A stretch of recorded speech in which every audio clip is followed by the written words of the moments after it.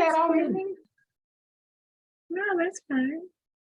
Thank you. Okay, so we are here to discuss 2 books that brought me great distress. Y'all, we have Miss Love Belvin here, and we are so grateful and so excited. Thank you. Thank you for taking out the time to talk to us. We are super excited. Oh, my pleasure. My pleasure. Thank you for having me. Do you want to start? You don't even know how we feel right now. When you said yes, we kind of were like, it's all right that she said no. But then it was like, wait, it said yes. No, I wouldn't say no to you guys. Absolutely not. You guys are really patient too. I just needed to be away from a deadline. You know what I mean? No, it's cool. We felt real Hollywood. Immediately you changed it. We It was like we just need to do level and y'all could never like that. It changed. We changed real quick. Okay. Thank you. So let's get into it. When you are writing a book, how do you set the mood? Like, how do you get? How do you find the this? And what do you do? I know. I'm actually in that space now. So it's easy to answer. I just have to hear from them morning, noon, and night when I'm turning over at night. And it gives me these warm feelings. They always give me more information than what's recorded. And then I'm looking at my boards. I'm in my office now. I'm looking at my boards and I'm like, I got to take down my last clients, but I want to kind of, I took pictures of it, but I think I want to do a video just so people can see the boards. But once those come down and I start writing about them, it's just, I don't know, it's a warm feeling. And there are a lot of details. They give so much information. I have to write down everything of interest that I have. So they're showing me, they show me things in advance. And with Raj, Raj is a little different because of his situation, his trauma. But Raj was fun. He was fun. It was like, and with Winter, she was so easy to pair with him. Like now I'm struggling with the clients that I'm about to take on because I'm just like, there's just some things I don't get. So I was able to get Winter with Raj because Winter was so refreshing. They didn't have like trauma bonding or anything like that. And she was able to help him, first of all, call him on his SHIT. Like she was able to call him because that was her work, right? I hope I'm not getting ahead of myself, but that was her work. That's what she did. But secondly, sexually, he was a tad underdeveloped. And her thing was, I was raised to be free with this thing. So long as I'm comfortable and I'm in a space with someone who welcomes me, let's do this. And Raj, I thought it was going to be a little more difficult because of what I did not write because I just didn't have the time. And I also didn't want to run the romance. There was like times where Raj could not respond to her physically because he was in his head. Like, I think I covered it one time, but I'm sure that still happens to this very day, like as he's still healing from that or whatever. But I get there, to answer your question finally, I get there by just allowing them space in my head and letting them just talk and talk and talk and talk and talk. So yeah, and then you wind up with like 2 books. Well, I don't know how you could really, like, just from what you've given us, and like you said, you don't tell us everything. Right. How are you functioning? Like, Raj has so much going on, like all the characters. And then Mike, how do you want to kill Mike? Like, how do you want to kill Mike? How do you let Mike go that far? Mike was a lot. Mike wanted to be on his Suge Knight, and Raj wasn't bullyable. Raj was just so preoccupied with his inner demons, but Raj was not intimidated by him or anything. But Mike was doing way too much that had nothing to do with, Raj and their business together or whatever. So Mike walked into that himself. He really did. I don't know how he thought he could do. So do even side characters talk to you that way? Like, did Mike was he aggressive in your mind as well? Oh yeah, Mike was very aggressive. Mike was from Brooklyn, if I'm not mistaken. He was that nigga. That's just what he was accustomed to. And sometimes you bring that bravado to the business and you kill the business or you get killed. And, and if he didn't get killed, he would have killed the business, because Raj wouldn't have been able, it would have been hard, I think, for Raj to continue to do business with him, knowing how he handled Winter. Like, you know, like even when he, bartered that deal with her, his respect for her was low, you know what I mean? And I don't see Raj tolerating that. So even if he did not get killed, I don't think they would have been partners after that, because he's too underhanded. He can't be trusted. And then there's history with, him and his and Raj's lady. So yeah. Oh my gosh. I couldn't imagine having all these multiple characters talking to me at once. I would be like, wait, give me a minute. People would think I'm crazy. Because I'll be like, let me talk to them back. Well, no, that's what I do. Well, that's what I talk to them on the beach. But that's what I do. Like when I'm like working with a set of clients, and they love to come at like when I'm just trying to wrap up, or I'm at the beginning of wrapping up, and I'm literally like, can you please just wait, stay there. Don't go away. I just need for you to just wait outside. Please wait outside. And I'm sure that happened with Raj and Winter. Who did they come behind? They came behind a CK project. They came behind Trent and Jade, maybe their second book or something like that. Yeah, Raj's story was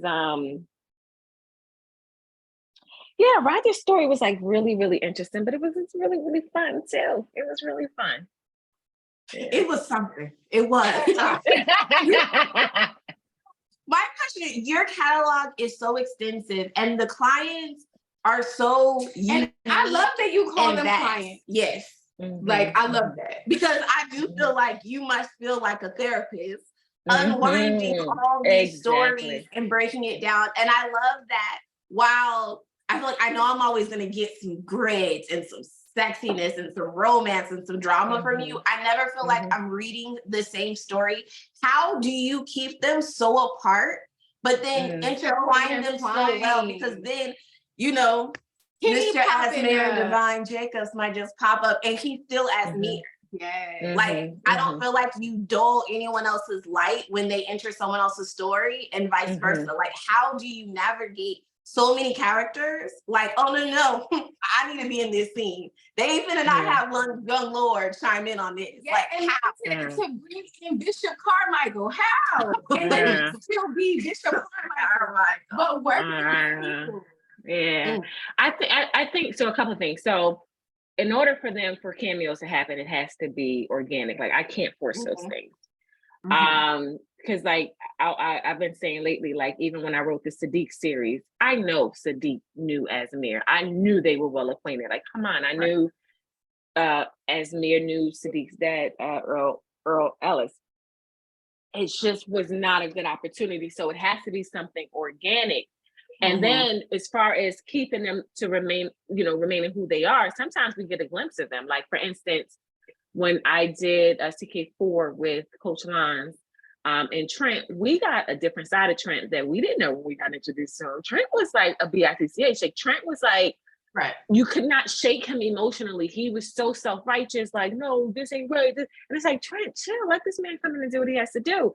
And then with Low Love, Low Fidelity, my most recent release, Raj is in there. And we get this open, soft, vulnerable side of Raj that's just like being possessive over his magical music producer.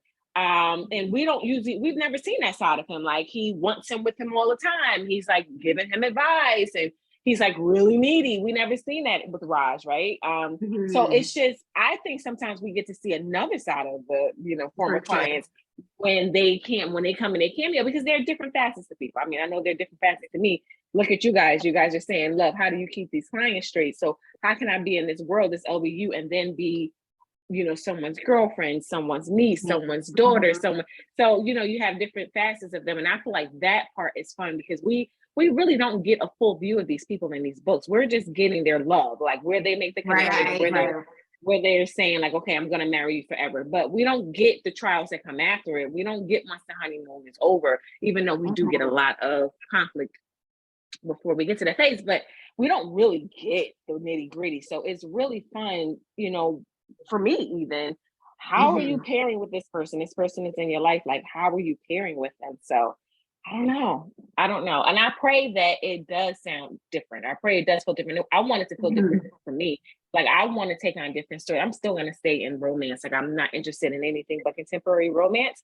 But I do want different stories. I want different experiences, which is why I talk to every darn body that I see in the street. Because you want different vibes. You want to know about different life experiences, stuff like that. So that is my goal, to keep it that way. So I pray it continues. Yes. And I definitely think you do that. Yes. Because even though we feel like Young Lord and Raji are such good friends, they are not the same at all. Like at all. Right. So I agree. Even the story was different. Like, Kenny was just a sweet, good girl. And you get Winter, who is away. She's been around, she's been through the world. More worldly. Yep. And I think you're absolutely right. When you're in someone's story, you're only seeing these characters through their heads and then their partner's head. So to interact with someone else's head, you are going to be different. It's a different dynamic. So I find that to be I always find that to be interesting, to just see them, like you said, not from their perspective and not from their partner's perspective, but from someone totally different. Because even in my most recent release, like I said, Tobias wasn't buying into Raj's territorialness, but Raj really loves Tobias, because remember, when he and Winter got together, something in him blossomed, that healing really started to take place. But he still put forward to translate into music. Now, since his story, now when we hear about Raj, even if Raj isn't making the cameo, we're hearing about his music is more sensual. It's not just feel good. It's not just soft Christian music. It is now sensual music, but that part of him has been developed because now he's married to a woman that brings that side out of him. And then from my latest release, like I said, his producer, he also talks to him, and he gets into Raj. Said Raj lets people in now. So I don't know. I find that personally to be interesting. Yeah.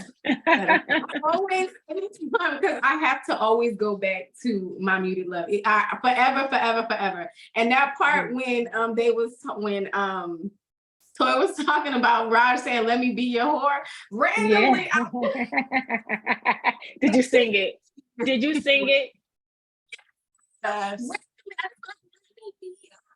Just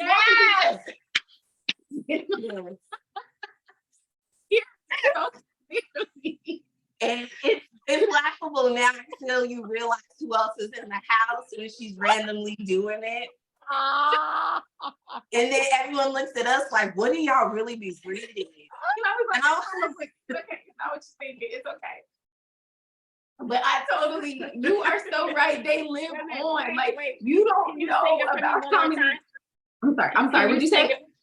Can you sing it for me one more time? Please.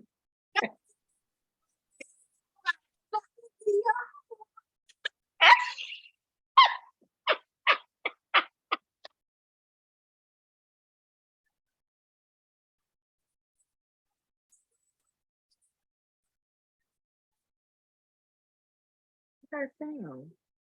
Oh my gosh. I love it. You just gave me an idea. And they really do. They live on. Like, you are such a great storyteller. Especially in spilling that hot tea. Because can I just say, I was really mad Sheldon didn't catch the right in the story. And so obviously Sarita read this way before I did. So when it was initially posted, she was like, I knew it was gonna happen. And I'm like, okay. So and she was like, oh. I was like,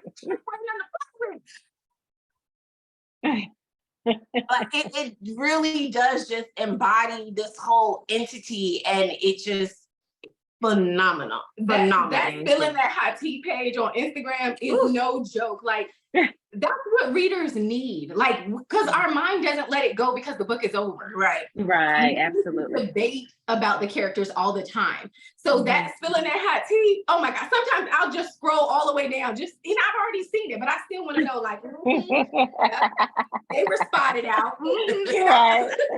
Right. Oh, I love it. Okay.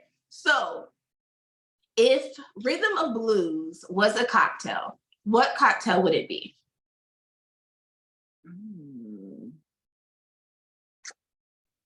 It would be one of those cocktails with jalapeno pepper. Like a spice, like a spice or something like that. Yeah, because it's like spicy and spicy, and it has a sweet, moments or whatever. So yeah, one of those.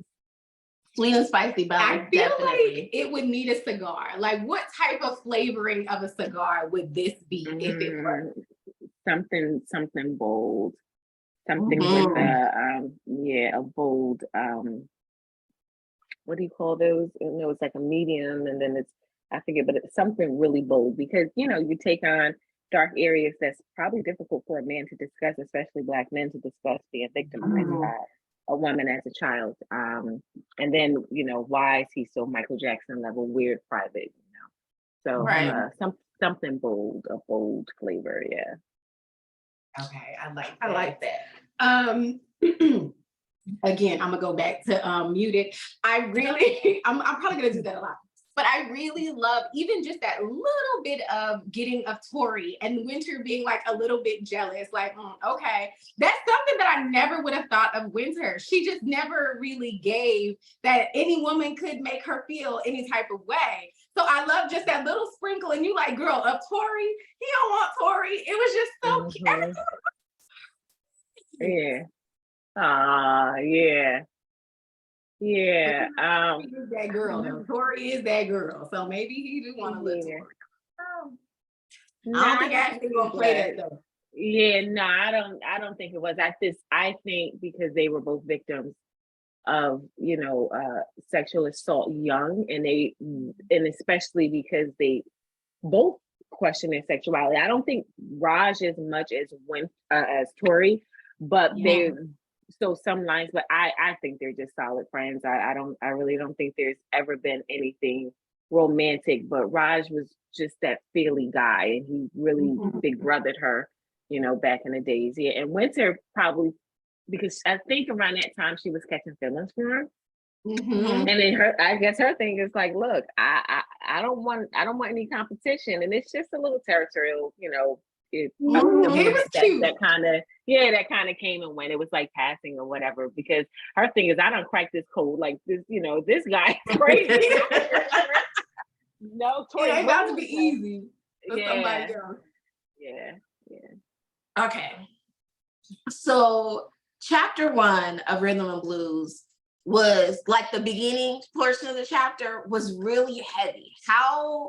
And at the time, I was just like, was this really necessary? But as the story progressed, you see why you had to get such a hard crash course into Winter's work ethic. And like, yes. And at this time, I really was like, she was like, I think we chose the like, no. See, I just know I needed a longer period to read it.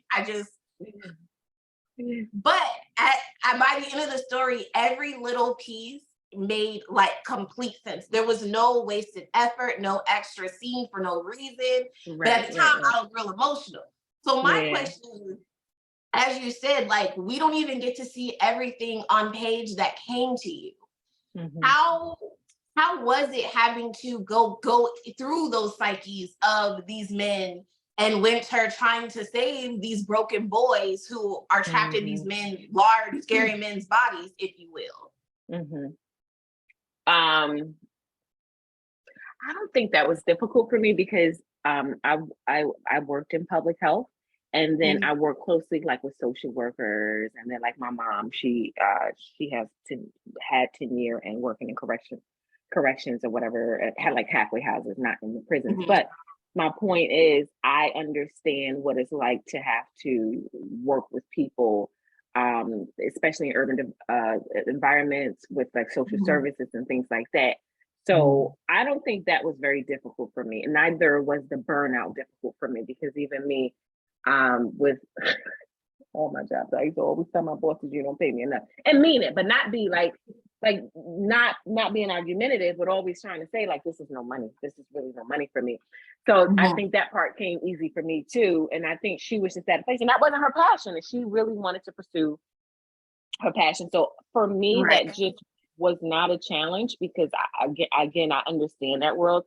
I remember working for a program where we did testing, like STD testing, and they weren't doing a GYN exams when I came on, but they were that was one of their goals. But anyway, it was in North New Jersey, and I remember I was primarily brought on at like in a social worker capacity, and I remember my supervisor says,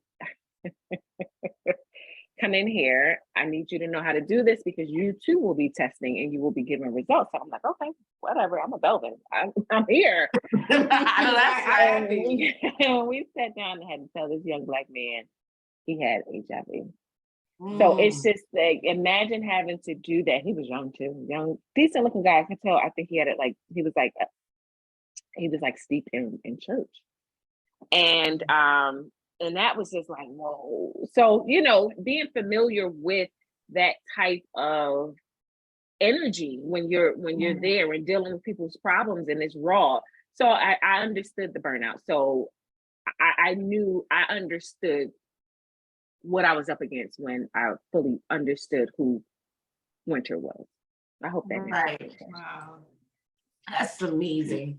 I feel like you would probably have to at least, if not experienced, at least known someone that has, because it was so detailed down to the case files, and even her old supervisor coming to meet with her, and like that I mean, my God, it's like to work in that kind of environment and then go home to being in that kind of environment is, I couldn't imagine. Like, so, and you told the story so well. Like, I feel like you've lived 1,000 lives, because every time I read something, it is so detailed. It feels so realistic. Like you really bring the person into the moment, even down to like Ezra, for example, like in the opening scene, I forget where he is, but like he's on the beach and he's having this like spiritual just awakening moment. And it's just like, you feel like you're there with them, gasping for breath. Like your writing is so powerful.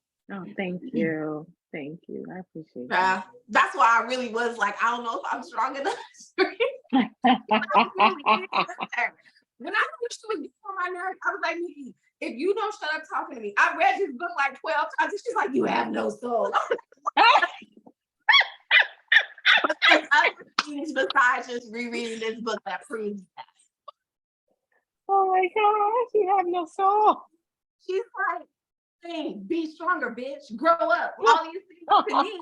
And then when we get on camera, she's like, guys, I'm so tired. I've been holding her up and carrying her, giving her support.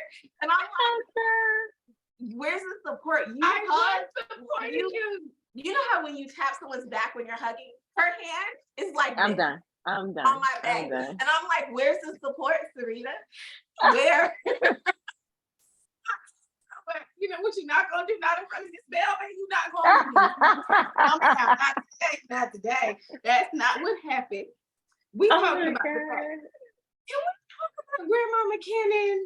Oh yeah. Yeah, I know Grandma McKinnon. I know a few of Grandma McKinnon. She was so easy to write to. So easy to write. Even that duplicity of her being so spiritual and being a real legit like seer. Like she has prophetic qualities about her gifts, but can miss something right underneath your nose when you're just too. What did Indie Love say? When you're so heavenly that you're no earthly good, something like that, Josh. Yeah, something like that. And I know it was easy for me to write my Grandmother McKinnon, because I know so many of them. It's just like you devote your life to church, to that building, to that entity, to that community.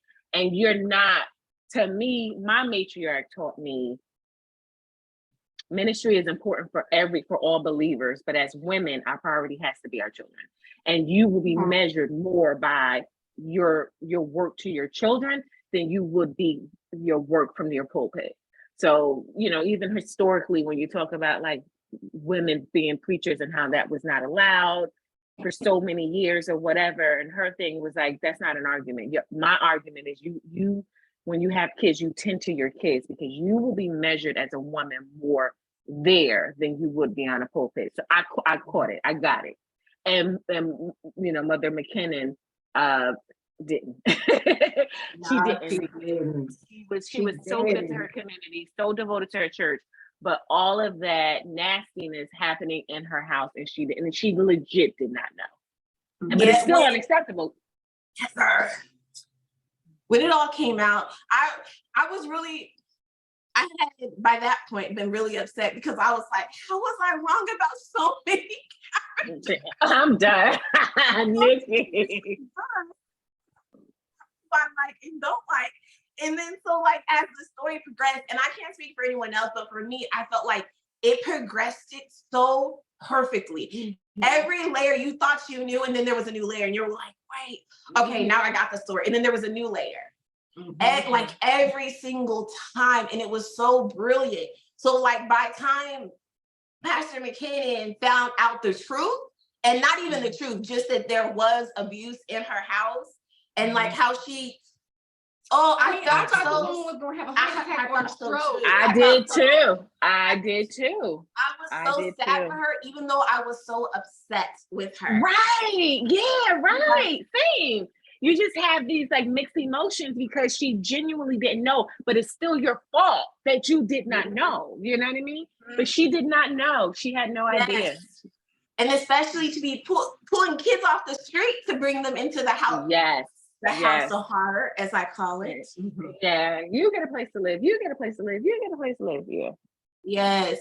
And like, but something that I really did like that you did was with what's her name? Before we go there, I wanted to say I really liked the construction of the church. Like you understand the church because you understand having an armor bearer and how Evangelist Mary did so wonderful in that moment, like trying to usher out Heather, still trying to be there for her pastor, but still also like saving her judgment. Because I know she went home and thought about it, prayed about it, figured out. She did so amazing in her, in her position. That's what she's supposed to do.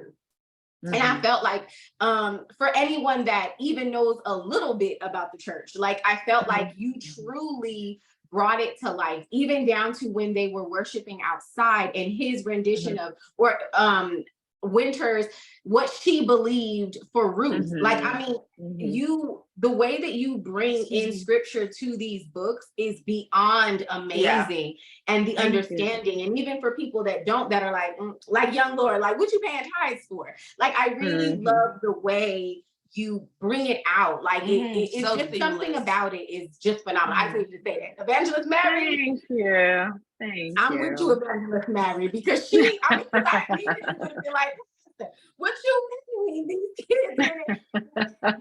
She stuck by her pastor and she tried to do the right thing and take that raggedy ass bitch Heather out. I know we're going there today. I can't let it go. I hate you, Heather, and if I ever see Heather in the streets, I'm a two-piecer because Winter's too kind. I'm not, and I'll pray not for me. it. I will. I too.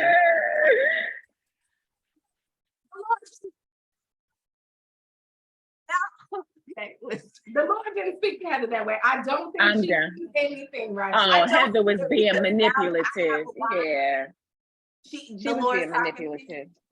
Yeah, I mean, and I really do hate when people manipulate Jesus. Yeah, and that's common, so common in the church community. Yeah, it really is. I really dislike Heather. I really dislike Heather. I felt like you wrote her so well because obviously from the moment she came out, I was like, I don't like her. I don't like her. But her character was so subtle. Yeah, like.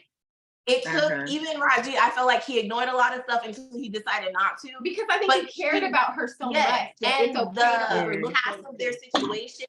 But I love that, like, she didn't overtly do anything that would make you be like, okay, you know what? Today's the day. Right. You know, it was just because she was no competition. She was just no competition. Like, Raj cared for her, but she would never have gotten Raj.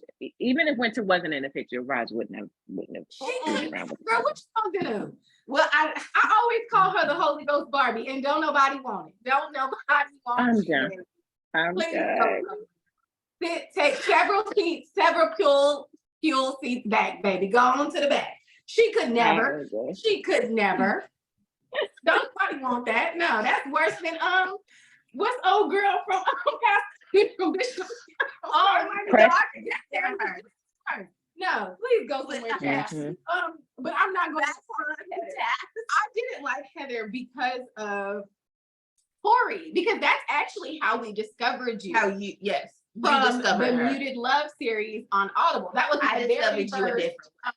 Really? I didn't know that. Okay. Yes. So I that was the first one. I devoured it. I loved it. And then I was like, oh wait, she has something else.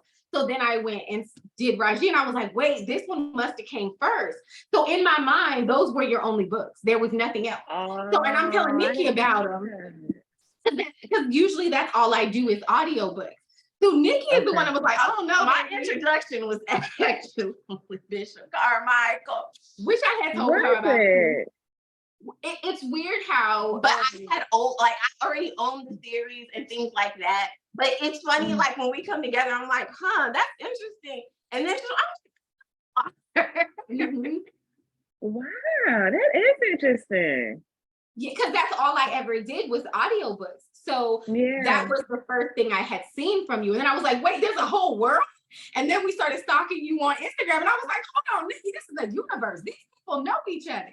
So, and what year was this? Because I felt like I knew you guys for a while. I feel like it was like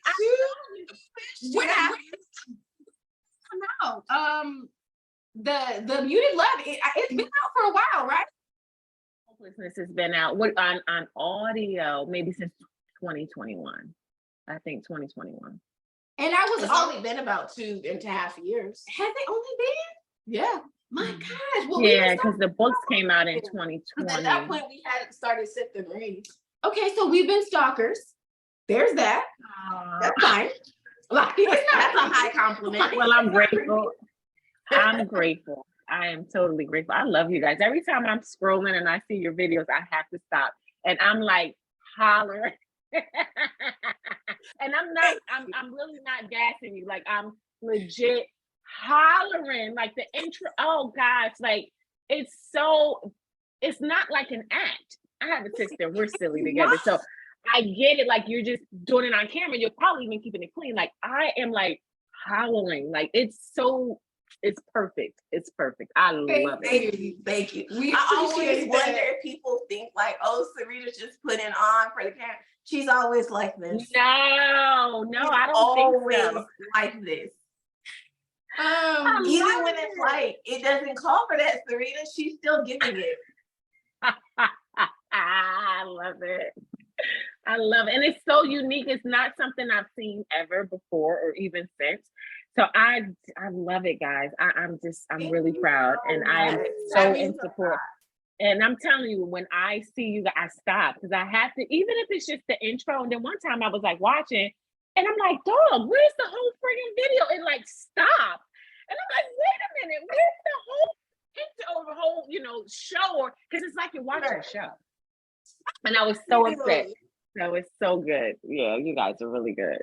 Thank you. We truly appreciate we hope that we do the books justice, right? Yes. We hope that we do the characters justice. Can we talk about these narrators? Mm-hmm. How did you pick them? Oh my gosh, I feel like they were perfect for these characters. Well, I'm glad to hear that because we had struggles with the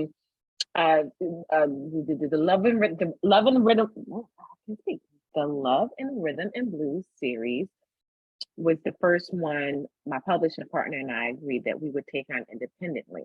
And I forget, this was back in we started this in like 19 or 20. I can't remember. And I remember saying, I'm writing slower. I don't have the time to pick, narrators. And I certainly don't want nobody I've heard, because I'm like, I want somebody new and someone fresh. And Jocelyn and any love said, Love, I'll help you however you can, because I know that you're in the middle. I'm sure I was in the middle of probably like Sadiq or something. And she is who found Malik. Oh, wow. Malik Rashad. She said, Love, I think this one you're really gonna like. Your Jersey vibe is really gonna like. And on sight, or either on just the first few seconds, I was like, he is it. That is it. That Brooklyn, he is it. So we had difficulties finding Winter, finding a narrator from Winter. Like we went through like 3 narrators, and went through like 3 before we settled on one. And then we just wanted to put a book out there to see what the market is like, because like, Sarita, you love audiobooks, but I love them. I don't, none of us are into it, but it's not about us. It's about you guys, right? Yeah, right. So, I'm shocked when people say this. Yeah, no, but ask authors. Like, it's just really not our thing. But we have to pay attention to what you guys are saying. So, so anyway, we went through so many winters. It's horrible. And then we finally got a talented one, and we put it out on market, and we just sat with it, and it just really didn't make any money. And then that's when a publishing company came to us, requested me the Hopelessness series. So my publishing partner said, let's see what they do with this. And then I was just like, yo, I'm not the type, I'm a series queen. I'm not the type to start something I can't finish. I have to put the second one out. And he's like, well, we're not making money. I'm like, it doesn't matter. We have to put the second one out. So I fought for that. And then when I went back to the original narrator, she was pregnant. She was expecting. So she couldn't do it. And so I had to go, and we had to re-record it. We had to get Zakiya, and we had to re-record the whole thing. So we did a lot. We made a lot of mistakes with Love and Rhythm and Blues series, but finally it's done. And Malik is, I adore, in the most non-romantic way, but he'll tell you, we love each other. Like, he's so cool. He's like family. He's like, Love, I can't wait to meet up and have that wine that I can't pronounce it from the Wayward Love series. Yeah. Malik got married. I was like, oh my God. I sent him this long message, like, of encouragement, and somehow, like, I'm proud. And he was like, yeah, you're my big sis. I love Malik. And I would love for Malik to do, because my publishing partner said it too, we want him to do my very first series, Asmir. Well, you guys mentioned Asmir. He would kill Asmir. He's Brooklyn. He would kill Asmir. So the problem is, bomb as Young Lord. Yeah, he was good. And because Malik is a rapper too. So I was like, Malik, do me justice with that. Do me justice. And he was like, Love, I'm gonna try. And then he's so sweet. I love him. And Zakiya is doing very well in audio. She was so easy to work with. And Zakiya kind of understood the vibe of Winter, because she's from Jersey too. Okay. She was good to work with. Yeah. So that is how I found Mr. Malik, who I'm just in love with. I love it. I think he does a good job. Like, I really loved him as Van. I liked when he was doing Ezra. Like, I felt like he made a difference. For some reason, I felt like he looked off to the side when he was Ezra. I had to tell him about that. I said, let me explain, because he recorded it. And I said, no, Mr. Malik. I said, let me explain to you about Ezra. He said, okay, Love. Okay, I'm gonna try. I just said, I was just talking to Malik, was it last week, the week before last? Like, I was telling him how, like, I saw him I heard him in a commercial on my television, and then I saw he's picked up another audio book. And I said, I know you don't miss my Mr. Malik. Can you re-record this and put some stank on it? Like, put some seduction in it, or put some rap, because that's what I did. And he was so gracious. He's easy to work with. He's just a down-to-earth man, and I love him. I adore him. I love that. And you can speak life. I promise you can. When me and Nikki met you, like, we were floating on the Your Words High for so long. Like, you know, I felt like I knew you guys. I had known you guys already. It didn't feel like I was meeting like strangers or anything like that. I was like, oh my God, like I'm seeing them face to face. Yeah, that was really good. That was really good. Are you guys attending any signings this year? Are you attending any signings this year? Yes, we really wanted to go to Indie Love again, but it's too close to the house party and coming all the way from Vegas. It is. To go to Atlanta. Is that where you guys are? You guys are in Vegas? Is that where you are? Yeah. How cool! Wow. So it was no words.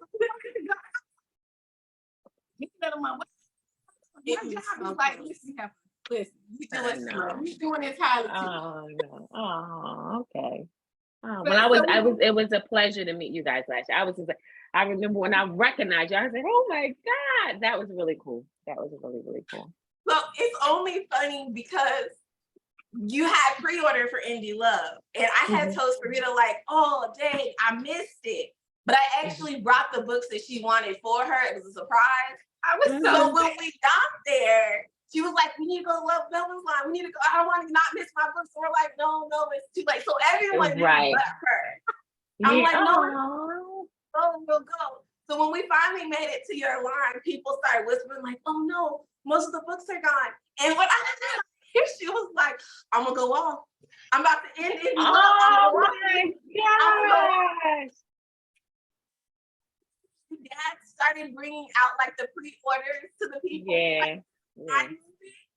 Oh, where is my? Okay, so you want me to come here? Got it. She was building herself up, before she finally knew her copy.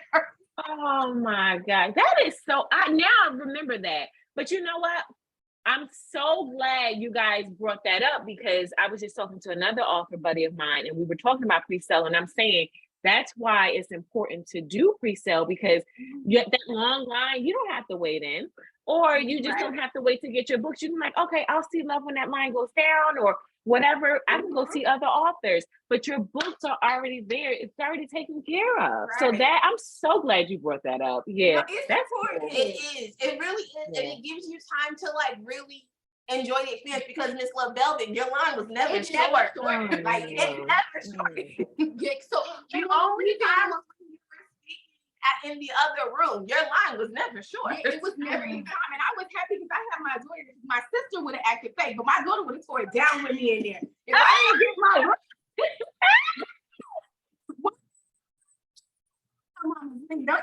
but it did.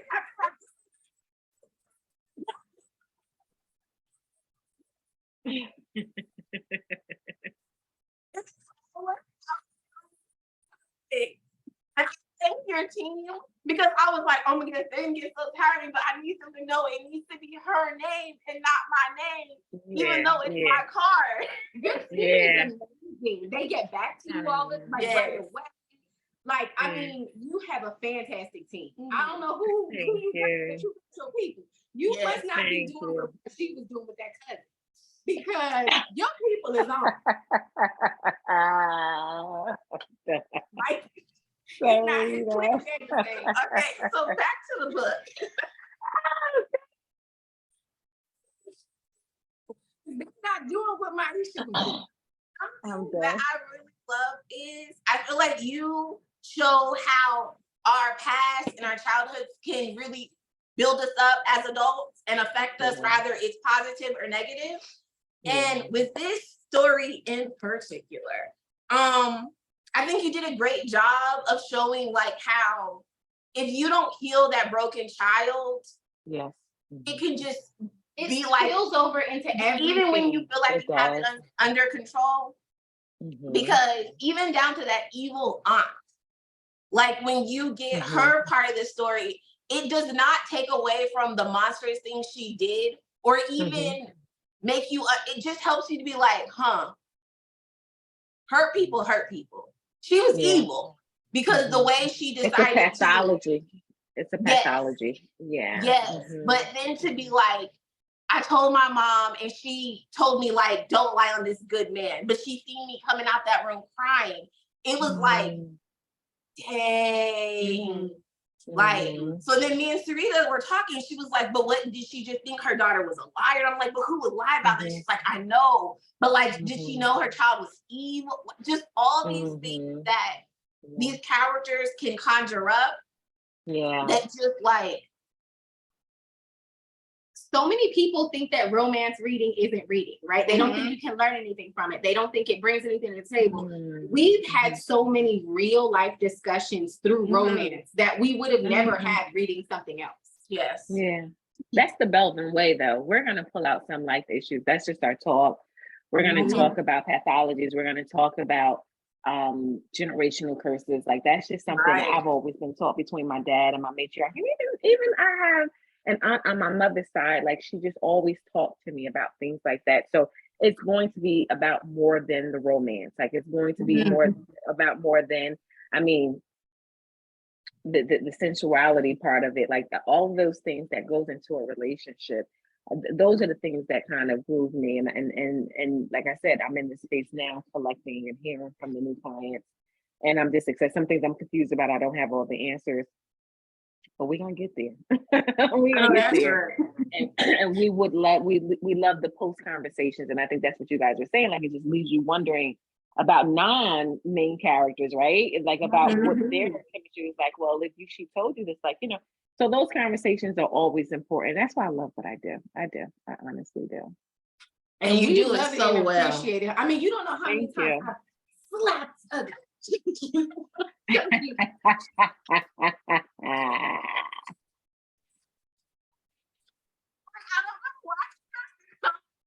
She always does it just like that. And I'm like, you think that's how he did? She goes, how did you?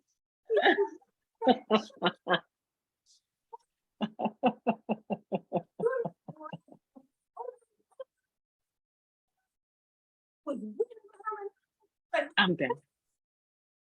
I'm done.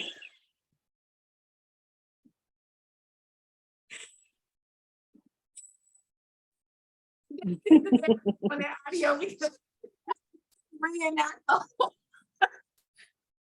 I'm done. And I'm like, I don't know how. Like, where did that come from? Did he literally? Can you tell me? Was it like that? I'm done. So wait, you guys are going in and out. So which part was that? It's when Leroy was telling Winter about the aunt. Oh, in the basement, yes. Right? With the crackhead. Junkie. Oh, bitch. I don't know. Leroy may have been all masculine then, because he too understands like trauma, like, you know, being taken advantage of. So his swing may have been very, very masculine. Yeah, because he said he had to go. When he said he knew what the pee felt like, just that right there, out of all the things that we had read, was the most traumatic to me. I don't know why. Out of everything, that was like the most traumatic. And I couldn't imagine her doing that, as far as you already doing what you're doing to your own nephew, but then you're gonna bring someone else to hurt another child. Like, what is wrong with you? She was truly monstrous. Yeah. Yeah, that was just really ugly. Did such a great job showing the layers to the monster, and even down to like all the other House of Horrors. Like, I sit there and I just like, so much was going on that it blows my mind, and how they all kind of have like this bond from what they were able to survive from the House of Horror. Child. Yeah. It's you calling it the House of Horrors. It's not the House of Horrors. The House of Horrors. I feel you. Okay, ask the question. I need a moment. Don't you start crying. I'm just thinking about the House of Horrors a little bit. Do you know the one thing that hurt the most out of everything that we read, and it made me angry, it made me sad, all of these things, was when Raji let her get on that plane by herself? Oh, okay. that infuriated me too. Yeah. Listen, that was hard. I had a few tears throughout the story, but the way I balled up and cried at the end, she was like, what? At the end of book 1? Yeah. And she's like, what? I was like, what? I don't know why that finally was the thing that broke me. It was just tears throughout the story of horrible things. But that right there, like that broke me. Why was that why was what? Why was that so infuriating? Why was that so sad? Like, how did you channel out that emotion? That one and everyone who we have talked to are like, yeah, that scene really got me. Like, that scene really was the scene that broke me. Like, I don't know what it was or the way you wrote it, but I was in the fetal position. I was devastated. Why? How did you pull that and make it that? Because like Winter, we thought she was making inroads with him. Like we thought they had finally gotten to this place where emotionally they were in the same place, and it completely blindsided her and us. Yeah. And we I hope that we understood that didn't even sit right in Roger's spirit, but he still carried it out. That was blindsiding. That was betraying. Like, wait, I thought we were cool. Like, I thought we were on, like, this is a lot that we learned about you guys in this one book.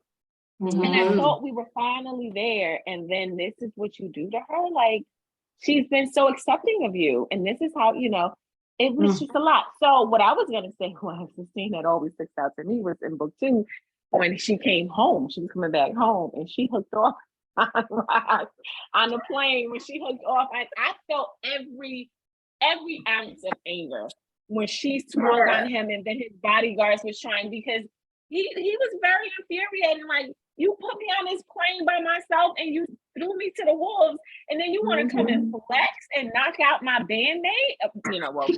Can't make it is. It was a lot.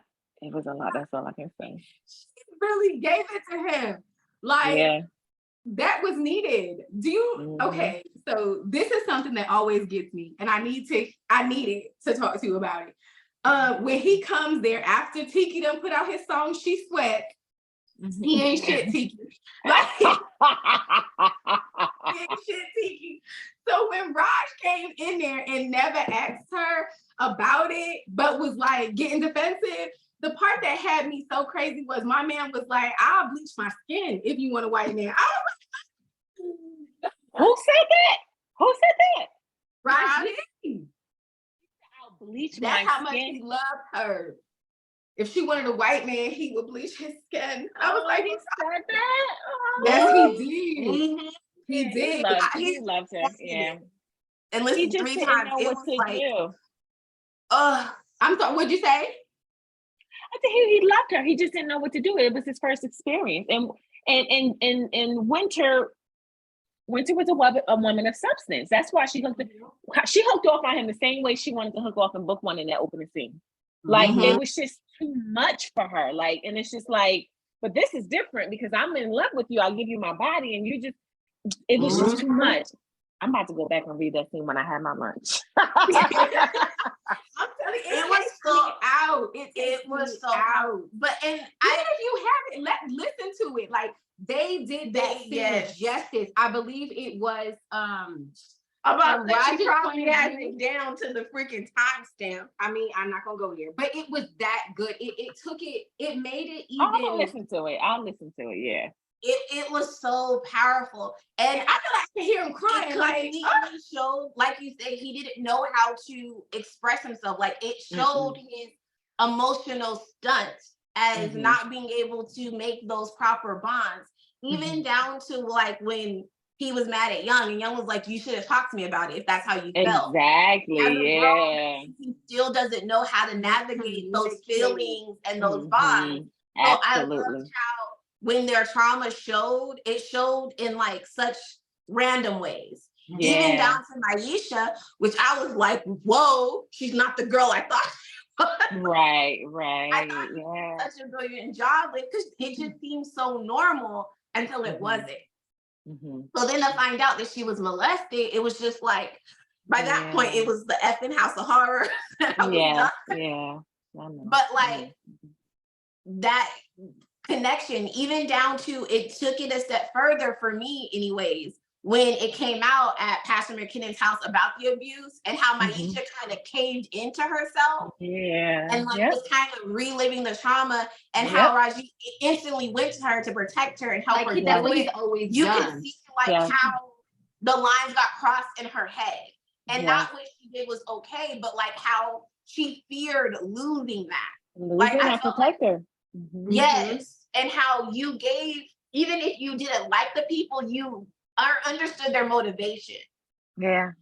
You, even if you didn't agree with it, you understood it. Like I could, in that moment, I was so mad at Maisha, but in that moment, I could see it.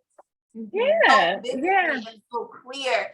And then I was like, why is it humanizes you? Yeah, you want to hate her. You really want to hate her, but it humanizes you. Like, wow, you had trauma too. Yeah, you had it.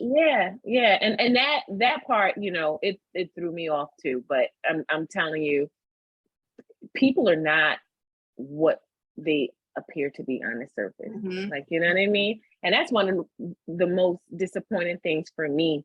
When I get to know people, because I like to be able to correlate. Like I like to be able to know, like I know you. And then when the more, you know, when you get to spend time with them behind the scenes, it's just like, no, you're not. There's so many layers to you as a person. So that's what that was about. I remember when I was talking to Honesty and AG on an Honesty podcast, and she asked me, when you wrote those scenes with Raj, when you revisited the trauma, how did you do that? Like, how did you get through it? Like, that had to be difficult. And I said, I don't think it was. I knew what I was getting into. And what I told myself was, you get in, you get out. Don't linger in those scenes because it's dark. Like, do not linger in, you know, a space where someone is taking advantage of another person. Like, I can't stomach that. So I really had my blinders on. I went in there and I got out each time. I just couldn't stay, but I knew that I had to be vivid with what, you know, with what was going on. But that's it. I have no other memories. I remember what it felt like being in that basement, though. I can tell you that. I remember how dark it was, how cold it was. I remember, you know, just it not being a pleasant place, but that was Raji's home. That was his home. So, yeah. And I thank you. I thank you for your time. I thank you for writing this story, because I didn't even know that I needed this. I didn't know that I needed to see a sexual woman also be a strong, sweet woman in a story. I didn't know that I needed that, because Winter's, the strength that she had, I wasn't in your face, rah, rah, rah. It was her heart. It was her presence, her being there. And I didn't know that I needed to read that. Does that make sense? Yeah, no, it does make sense. Yeah. I love Winter.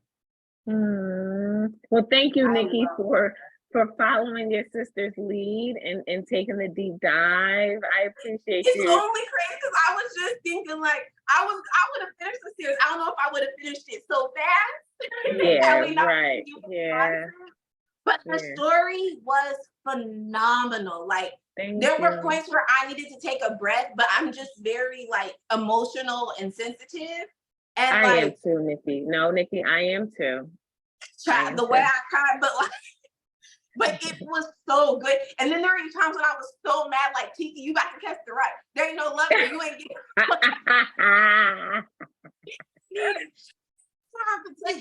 for the way that unfolded on how Rob was like, yeah, he's still mad about something. And then to come to find out, and it's like, you can't tell a boy nothing about his mom, right? But your mom was wrong. Yeah. He was a young boy. Yeah. So it was so powerful. And speaking of humbling moments, and we're sorry if we're keeping you too long. Oh yes, I'm sorry. Just tell us you don't want to talk anymore, and we will stop. Because I can go forever. And we know that you're busy, and we just appreciate you taking the time for us. But I do want to commend you, because when I figured out Rain was with Sheldon, I immediately was like, I'm done. What sisters don't do that to sisters, right? But as I progressed, you really humbled me, because Nikki, how old is that little girl? Nikki he clearly groomed that little girl. Yeah. And it just, so even down to Winter's family, the way you pulled off the layers of he's my uncle, I mean my brother, I mean my uncle, I mean, you know, that's definitely me. And then to get the full grasp of the story, it just was like everything makes sense. But it was done in a way where I can't speak for anyone else, but I didn't see it coming. So it wasn't until I was with Raj in the house and like the math ain't mathing. I'm real good with numbers. Like the math's not mathing. And so when it like finally came out and I'm like, this family's so horrible. How come no one's protecting these girls? It all clicked and made sense. And I was just like, so Sheldon ain't eating the two things? So when Right. He informed me that he did get what was coming to him, I was very happy. I was very happy. Because, and I mean, even down to his security, you did such a good job with the security. Like, I mean, it was just so character rich. Like all your stories are so character rich. But in this one, I just wanted to hold so many people and then fight so many others. Because what did he say about, I can't remember which one it was, but he was like, he only knows prison or death or something. Like his loyalty was one or the other. Like it was just that extreme.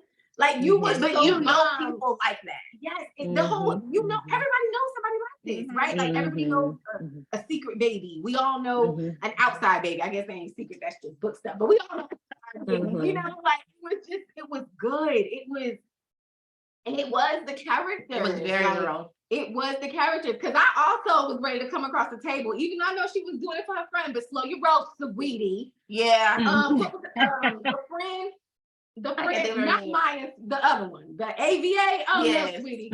Watch your tone a little bit, honey, a little bit. I'm done. Yeah. I get protective of my people, and I ain't like her attitude. I know that's right. I can't talk about it enough. Like, there's so many characters. Everything about it was phenomenal.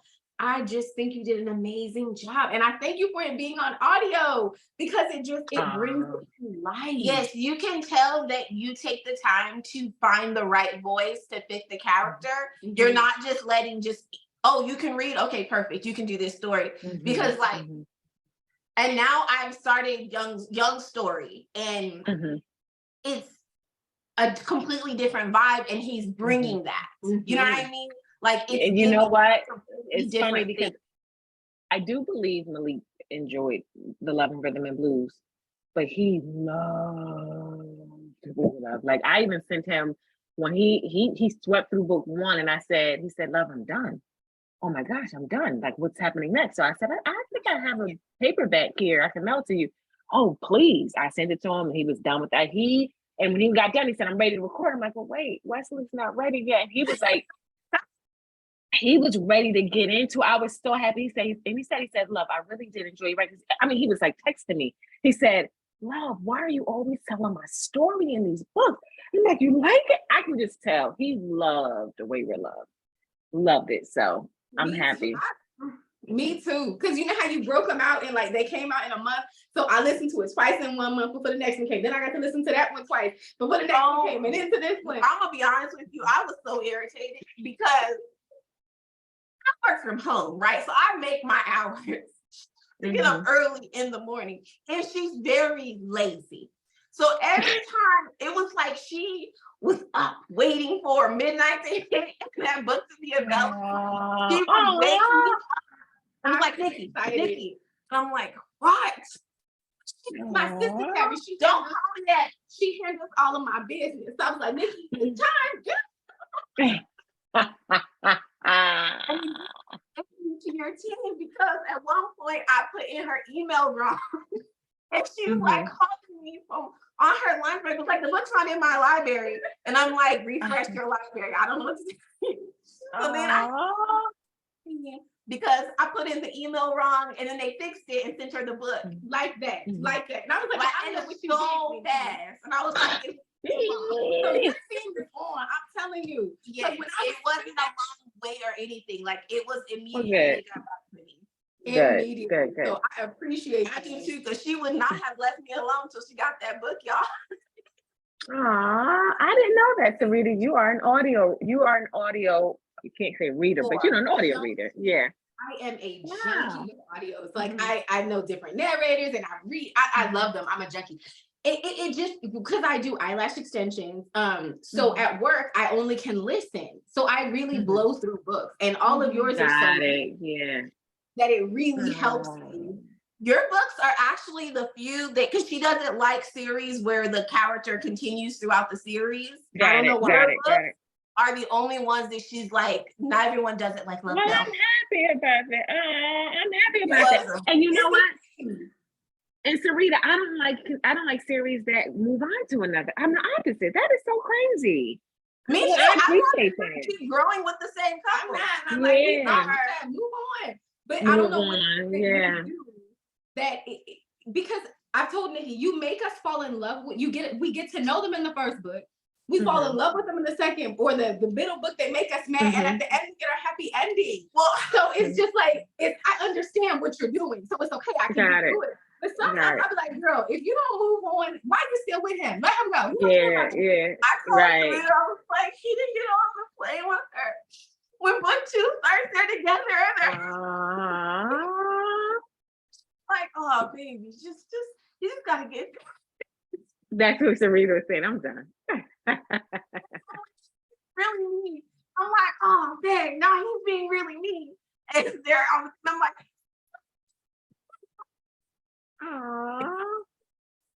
it's the real way.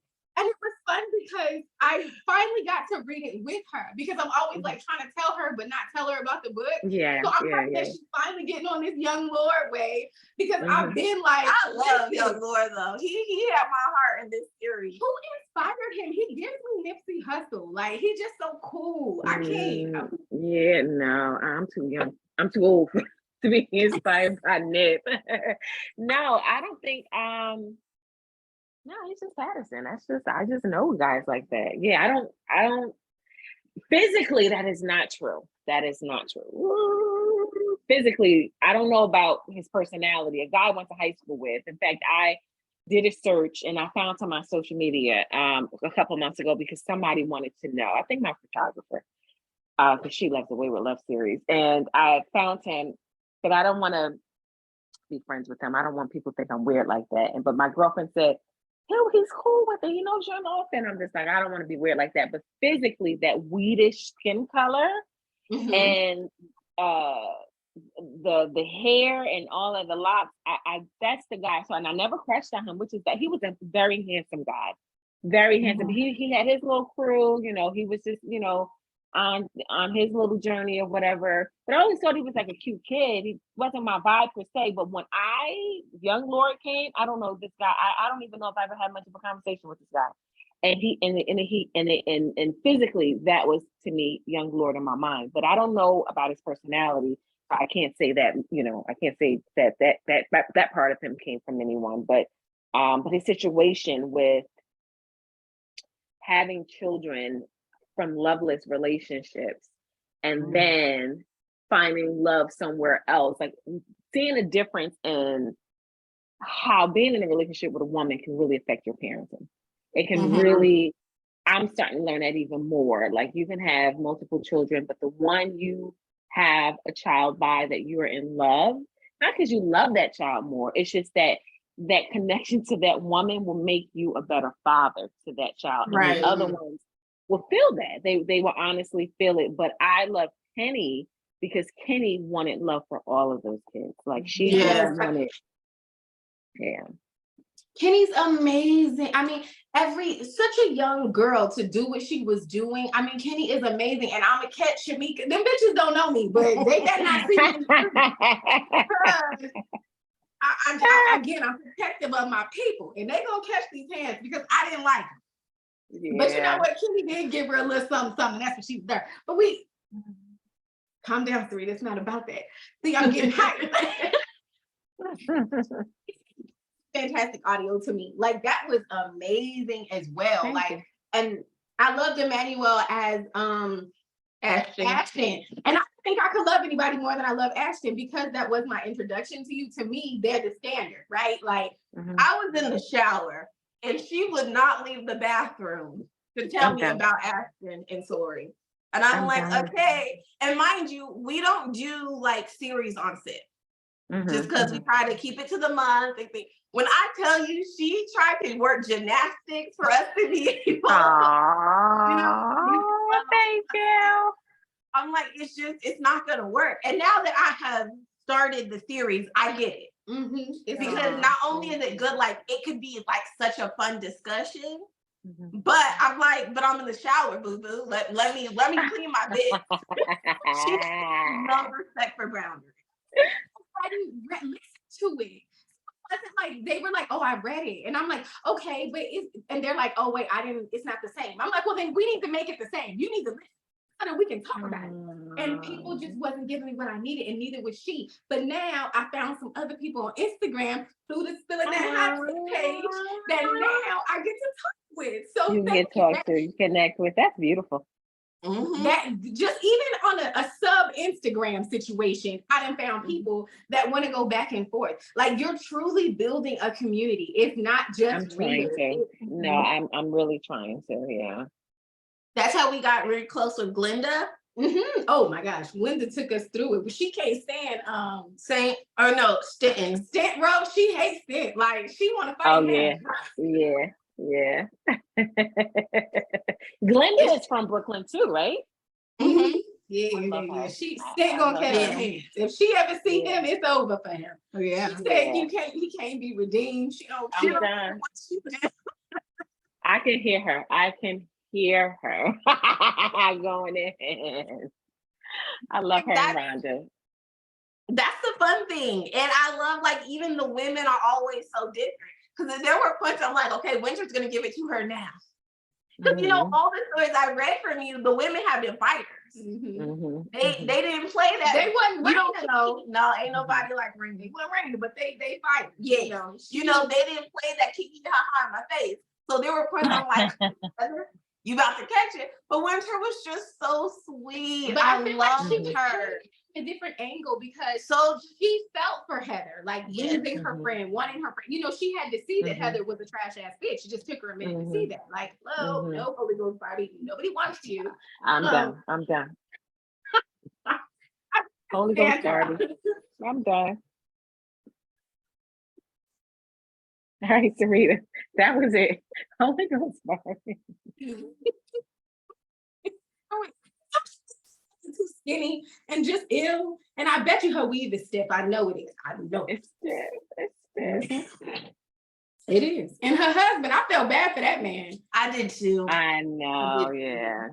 In my mind, they got a divorce. He left her for another girl in the church.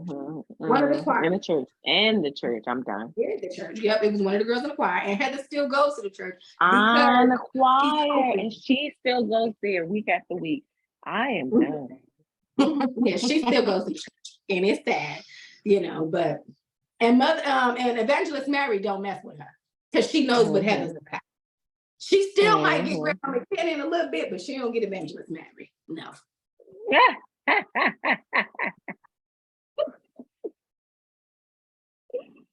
I'm done. These are conversations I had to have by myself, but now Nikki's here, so I can talk with her. It makes it fun. I'm the same way with my sister, with shows and stuff like that. I'm like, yo, you gotta watch this because I got a vent, and I know you'll be able to catch me, but you just gotta catch up. Yeah, that's pretty much our life. Well, I wanted to say again, I do appreciate the way you guys have been supporting. I love your platform. It is so needed. And if I can encourage you to just keep going, your following will grow.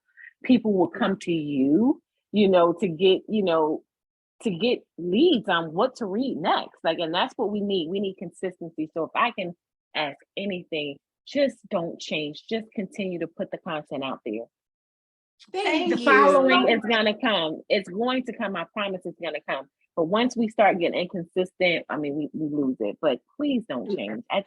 We need this in our community. Please. Thank you so much. Seriously. And I mean that. I really, really do. And thank you so much for having me on today. Yeah. Who else is doing this? It's phenomenal. So, Thank and you. I look forward to speaking with you guys again in the future about another project. Let's do this again. Yes. Yeah, yeah. Y'all, not that. We're always available. We Say don't have what? to Say, choose. oh no, we'll put it together. We'll do it again. We can definitely take on a different project or whatever. I'm down. I'm down. But thank you so much for this. So much. We appreciate you taking the time with us and just answering these questions and just being yourself. Thank Yes. you. Thank you. Thank you. Thank you, ladies. Thank you. You broke this thing heart right here, though. But you put it back together, and it took you too long to put it back together. You did put it back. But we got it together. Right. Thank you again. We hope you have a fabulous day. You guys do the same. Thank you so much. Bye. Bye. He's so gorgeous. Oh, Thank you. Bye. Bye. Good.